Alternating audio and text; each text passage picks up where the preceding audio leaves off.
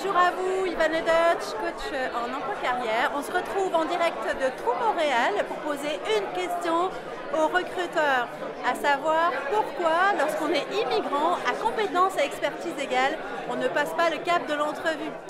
Ça dépend de la nature du poste. Nous, une des problématiques qu'on va rencontrer chez nous, c'est par exemple pour les postes qui sont de nature financière. Où est-ce qu'on a besoin d'avoir quelqu'un qui a un permis canadien ou un permis de licence auprès de l'AMF?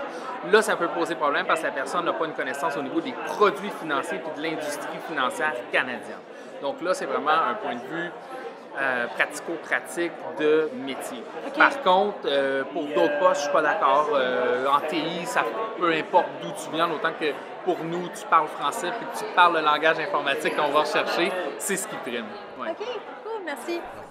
Pour être aussi un immigrant, je dirais que la première excuse qu'on reçoit, c'est parce qu'on n'a pas l'expérience québécoise. C'est clair. Ça, c'est un grand sujet, l'expérience québécoise. Mais qu'est-ce que l'expérience québécoise? À vous les studios. Non, mais tu peux pas t'arrêter là. Ah bon? Pourquoi? Et selon toi, c'est quoi le... Parce qu'on n'a pas la première expérience québécoise. Et pourquoi cette première expérience québécoise, elle est si importante? Parce que on exige que la personne elle ait déjà une connaissance de la culture, des mœurs et de la situation économique, de l'écosystème en fait québécois pour à quelque part on se dit elle va peut-être mieux s'intégrer et avec nos équipes et dans son emploi. Est-ce qu'il y a une réelle légitimité à ça selon toi?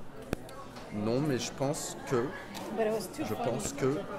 les recruteurs pensent qu'il y a deux problématiques, c'est à savoir, ok, la personne elle est immigrante, elle va peut-être avoir du mal à s'intégrer dans nos équipes.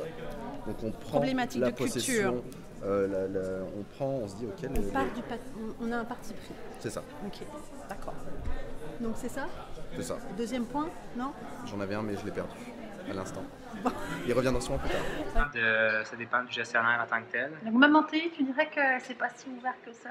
Il y a toujours des préférences. Je veux pas souvent les gens veulent des gens qui leur ressemblent. Donc je dirais que c'est souvent un réflexe de privilégier des gens qui ont des profils plus similaires à eux. Et donc, du coup, de gestionnaire qui embauche. Tu dirais quoi justement alors aux candidats pour qu'ils puissent passer cette étape-là? Un truc très simple, mais faites des CV nord-américains. Ouais. Je pense entre autres aux Français qui ont des CV qui sont très typiquement français. Souvent, ça va turner off un recruteur ou un gestionnaire qui voit le CV avec la photo, le permis de conduire, nationalité. C'est toutes des choses qu'il n'y a pas ici. Donc, ça prend un CV qui est adapté, effectivement, qui parle le langage d'ici. Tout à fait. Okay. Tout à fait. Good. Ingénieur du Maroc et qui vient ici à Montréal, c'est très difficile de comprendre la mise en contexte de ce qu'il a fait dans ses projets, c'est quoi son niveau académique, puis de faire des parallèles. Ça vient surtout du manque de travail et de recherche fait par les candidats sur le marché local. Donc d'adaptation dans le vocabulaire, dans la façon de se présenter, dans la façon de parler de ses compétences, etc. Ok. Et selon toi, donc justement le candidat, pour effectivement limiter ce biais-là, ça serait fait de densifier cette recherche qu'ils font sur l'adaptation en termes de vocabulaire. Rencontrer des gens de la profession, les réseauter, lire de la documentation ou des choses ou des articles qui concernent l'industrie.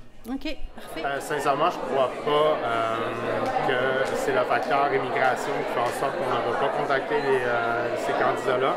C'est plutôt les comparatifs qu'on va avoir, soit le type de poste ou les universités qui sont allées, les titres de diplôme qu'ils ont, qu'ici nous n'avons pas. Ça va faire en sorte qu'on n'aura pas vraiment un comparatif égaux avec les candidatures qu'on a ici à Montréal. Alors, donc ce que tu es en train de dire, puis c'est un bon point, c'est que quelque part, le candidat immigrant qui veut déjà augmenter son taux de réponse et d'obtention d'une entrevue, il faut qu'il apporte une lecture directe à ses diplômes, aux entreprises dans lesquelles il a travaillé, en termes de parallèles et d'équivalence.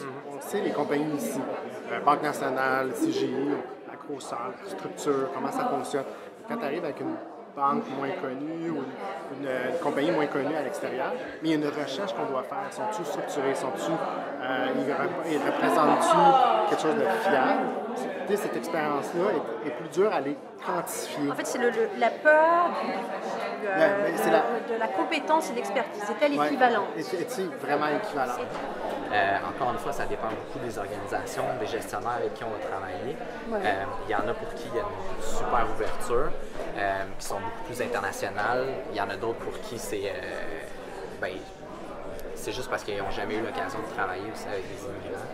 Des gens qui viennent de la France, on recrute des gens qui viennent de la Belge, on recrute des gens qui viennent de Liban, de Moyen-Orient. Fait que c'est pas nécessairement, je vois pas la pertinence de dire non, on prend pas un immigrant parce que c'est pas la réalité dans notre domaine TI.